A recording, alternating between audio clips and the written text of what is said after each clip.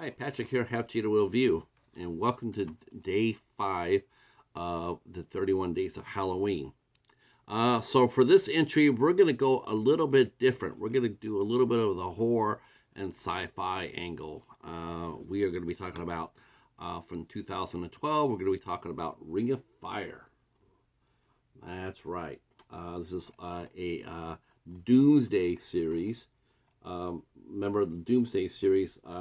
Film was created for Guillaume Vendende, and this is a Canadian production, but I think it was probably filmed both for Canadian market and for the SyFy Channel, because it has a ton of Canadian actors in here.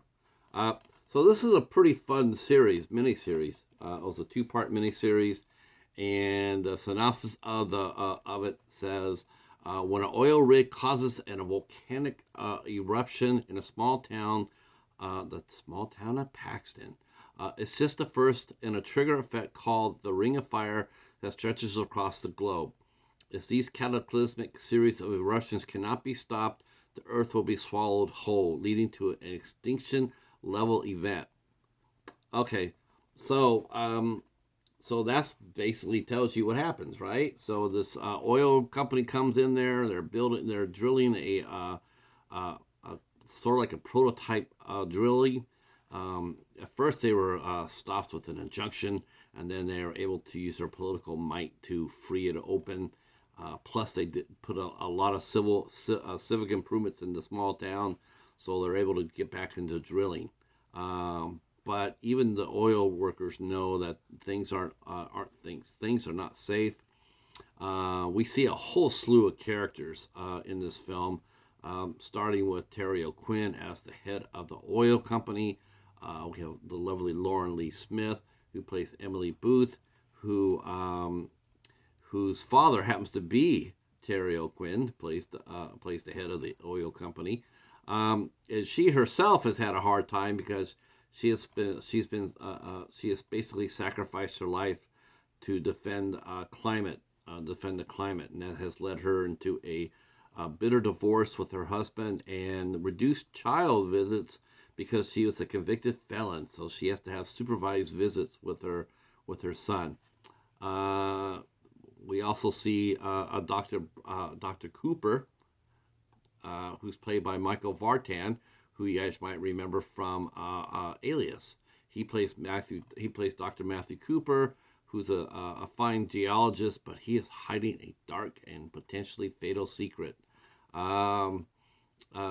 Meanwhile, we have Ian Tracy playing Hector Janin, and he works inside the rig. And while one of his coworkers is saying it's not safe and they should say something to somebody, they have not been working in the town for 2 years. So Hector tells him to shut up, just do his job. We also have a couple of old high school friends, Todd and Hank. Todd is trying to protect the environment, and Hank is he's a security guard, and so they do a Ralph and Sam type of have a Ralph and Sam type of friendship. And if you don't know who Ralph and Sam is, just type in that inside inside Google. Basically, there's a whole slew of storylines here. You got the oil rig hitting inside a pot of magna that's going to causes gas to come out of the ground that kills people and cattle. You have the oil company trying to cover it up. We see a prodigal son coming home from prison. His mistake has cost him his nephew and has made him a pariah in his own town. We see unrequited love between Audrey Lee and Dr. Cooper. We see there's this whole slew of things going on in this movie. A miniseries, back in the 70s, they used to do a lot of these disaster movies, a ton of them. But I gotta tell you, this is one of the better ones I've seen. Um, this is really well acted. It's really well done. They hide their low budget very, very well. It's very exciting. It's very exciting. Just so much going on. There's never any, any like easy moments. Soft moments. They try to put it on there, but you have to see how that ends up. But the first half of the movie it sets up the second half. The oil rig is hit the pocket of lava, and now this triggered the ring of fire, which is a ring of volcanoes that potentially could, at the right conditions, if you set off one explosion, they could go around and set off the rest of them around the world. And this rig right here has lit the match. So now they have to figure out how to stop it and save the world.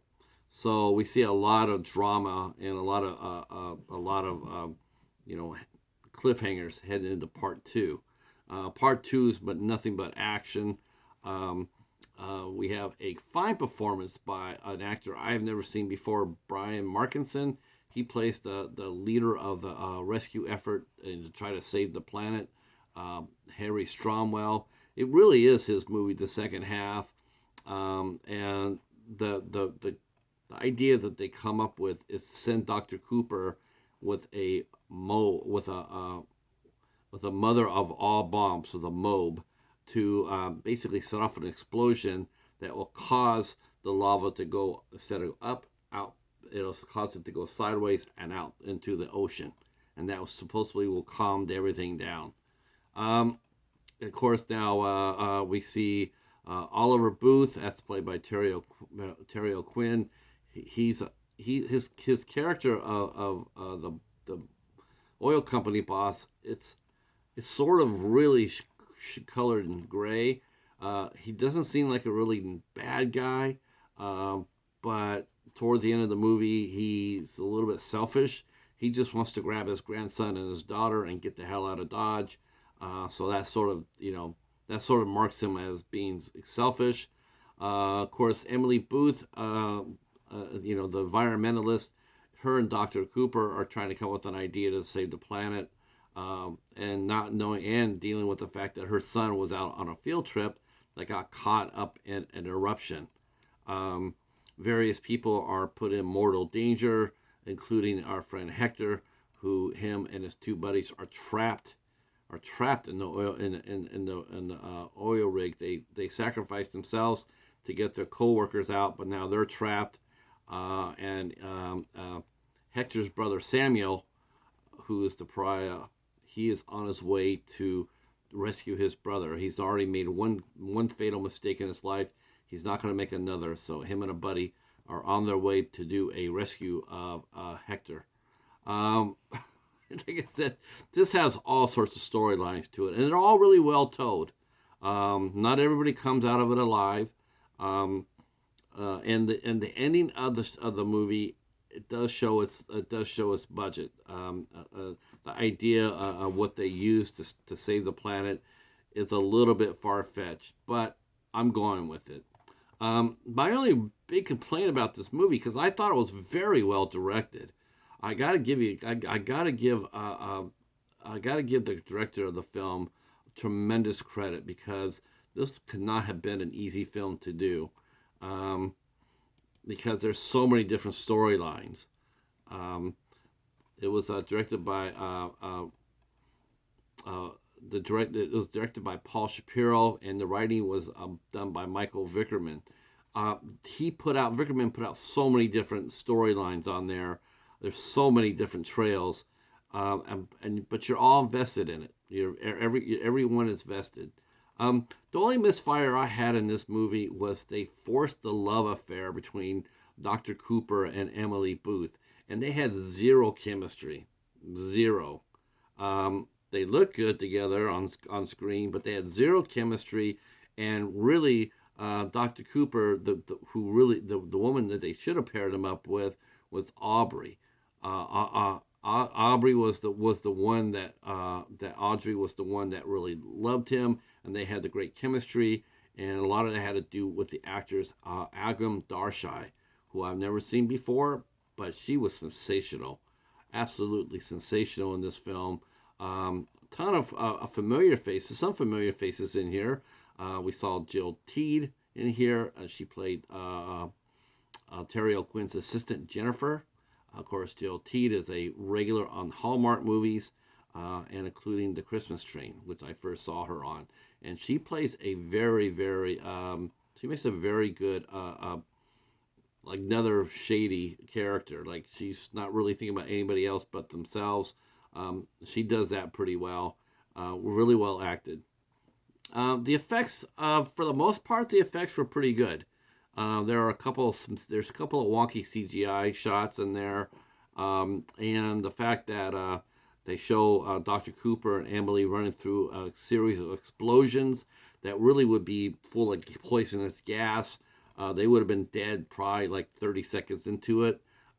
That's a little bit of a plot hole right there. But you know what? It's all in the name of fun. And it's really what this little mini series is all about. I don't know how correct the science is in here, but I liked it. I thought it was a lot of fun, and you'll definitely get a kick out of it. I got this at the Dollar Tree, or a Family Video, so you might have to look for this one. This is from, like I said, 2012. So you're going to have to look in secondary markets like eBay or Amazon to find this. But I highly recommend that you do. This is definitely worth a good $3 or $4 or $5 to invest in this. This is you might be able to find this on streaming. It might be on Tubi. I think if I'm not mistaken, I think it is on Tubi. So check out your streaming services as well. Yeah. All right. That's it. Thanks for watching, and we will talk at you for the next one here on 31 Days of Halloween. If you're new to the channel, give me a sub, drop a comment, and we will talk to you soon. Peace.